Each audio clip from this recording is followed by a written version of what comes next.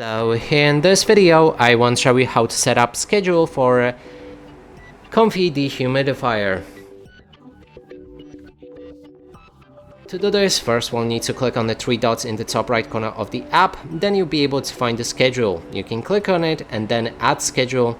Now you can set the on and off schedule, turn on schedule or turn off schedule. Let's go for the first one. And here we can set the time when it should turn on automatically. We can also set the time when it should turn off automatically. After that we can change if it should repeat that or do we want it only once. If we want to repeat that, we can set it to weekdays, every day, or a custom. In custom you'll be able to pick any day from the week or all of them, or a custom number of days that it will work on. Then we can set our setting. That means you can change the target humidity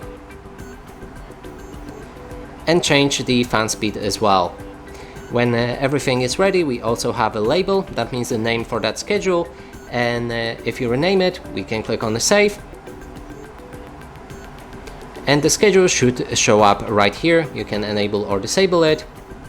We can also click edit button to remove the schedule.